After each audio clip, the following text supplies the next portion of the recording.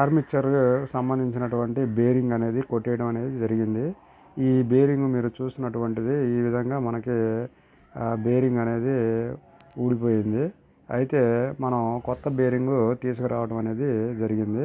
కొత్త బేరింగ్ అనేది తీసుకొచ్చి మనం ఈ యొక్క ఆర్మిచర్కి సెట్ చేయడం అనేది జరిగింది. అయితే ఈ ఆర్మిచర్కి ఈ బేరింగ్ సెట్ చేసే ముందు దానికి లోపల ఉన్నటువంటి ఇన్నర్ కోన్ ఏదైతే ఉంటుందో దాన్ని జాగ్రత్తగా మనం తీయాల్సి ఉంటుంది. అది తీసేసిన తర్వాత మన కొత్తగా తీసుకొచ్చినటువంటి ఏదైతే బేరింగ్ ఉందో ఆ బేరింగ్ని మనం జాగ్రత్తగా దానికి ఇన్స్టాల్ చేయాల్సి ఉంటుంది. ఈ చేసే క్రమంలో మనం ఏంటంటే గట్టిగా దెబ్బలు అనేది కొట్టకూడదు. జాగ్రత్తగా నిదానంగా మనం ఎక్కించాల్సి ఉంటుంది. ఆ తర్వాత ఈ బేరింగ్ అనేది పూర్తిగా లోపల వరకు మనం వెళ్ళే విధంగా కాకుండా కరెక్ట్గా మట్టం ఏదైతే మీకు చూస్తున్నామో విజువల్లో ఆ మట్టంగా ఉండే విధంగా దీన్ని మనం చేయాల్సి ఉంటుంది.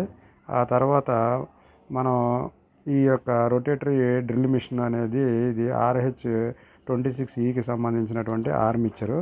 అయితే ఇప్పుడు మీరు చూస్తున్నటువంటి బేరింగ్ ఏదైతే ఉందో అది ఆ లోపల ఇన్సైడ్ ఉన్నటువంటి బేరింగ్ అండి. ఆ బేరింగ్ అనేది పోయి మిషన్ స్ట్రక్ అయిపోవడం అనేది జరిగింది. ఆ మిషన్ స్ట్రక్ అయిపోవడమే కాకుండా ఇప్పుడు ఈ పైన ఉన్నటువంటి కవరు, ఇప్పుడు మనం తీసినటువంటి కవర్ ఏదైతే ఉందో అది కూడా ఈ యొక్క ఆర్మిచర్ ఫ్యాన్ ఏదైతే ఉందో ఆర్మిచర్ ఫ్యాన్కి అతుక్కుపోవడం అనేది జరిగింది.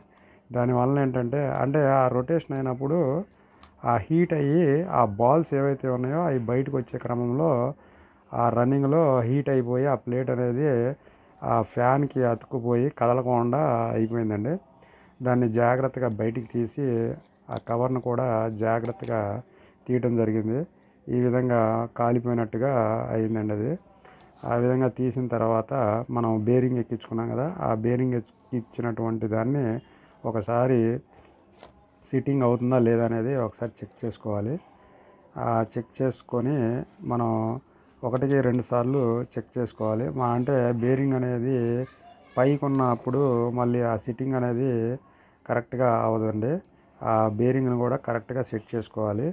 తర్వాత మనం చూస్తున్నటువంటి గేర్ బాక్స్ ఏదైతే ఉందో దాన్ని కూడా మనం జాగ్రత్తగా ఒకసారి ఆ రెండింటిని మనం కలిపే విధంగా చేయాలి. ఇందులో ఒక వాషర్ అనేది వచ్చిందండి. ఈ వాషర్ అనేది అక్కడ విరిగిపోయింది.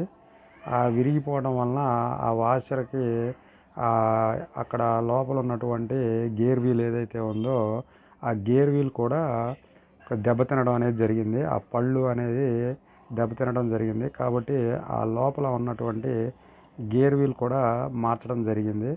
అయితే మనం ఇంకా ఈ వాషర్ని వేయాల్సిన అవసరం లేదండి. మామూలుగా మనం ఆ వాషర్ ఏంటంటే పెట్టి చూస్తే రౌండ్ ఉండేది, అది కొట్టేసింది అది కూడా.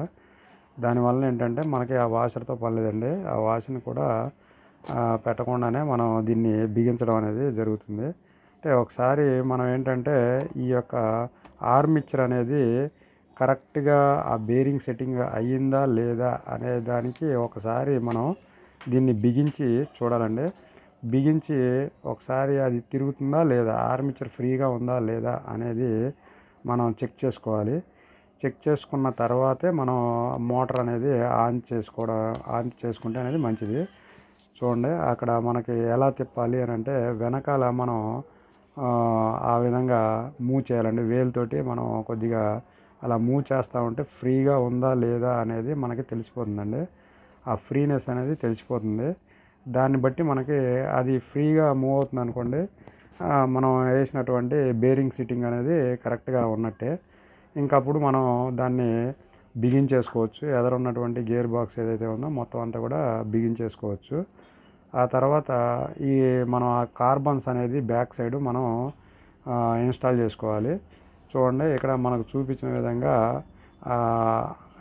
కార్బన్స్ మనం ఇన్స్టాల్ చేసుకోవాలి. ఇది కార్బన్స్ అండి, ఇది కార్బన్ సెట్ ఇదంతా. ఈ కార్బన్స్ అనేవి మనం ఇన్స్టాల్ చేసుకున్న తర్వాత మనకేంటంటే ఇది రొటేటరీ డ్రిల్ మిషన్ కాబట్టి, హ్యామర్ డ్రిల్ మిషన్ కాబట్టి దీనికి లెఫ్ట్ రైట్ కూడా ఉండటం అనేది జరుగుతుంది. అంటే మనం ఫార్వర్డు అలాగే బ్యాక్ రొటేషను అనేది రెండు కూడా ఉండటం జరుగుతుంది. ఈ విధంగా మనం ఏంటంటే ఆ కార్బన్స్ కూడా వేసుకున్న తర్వాత దీని యొక్క క్యాప్ని మనం వేసేసేయాలి. బ్యాక్ సైడ్ క్యాప్ని వేసి ఒకసారి మనం ఆ యొక్క కార్బన్స్ యొక్క సెట్ యొక్క స్విచ్ని మనం కిందకి ముందుకి మూవ్ చేస్తే మనకి ఫ్రీగా ఉంది. పర్ఫెక్ట్గా ఓకే కరెక్ట్గా ఉన్నట్టేనండి.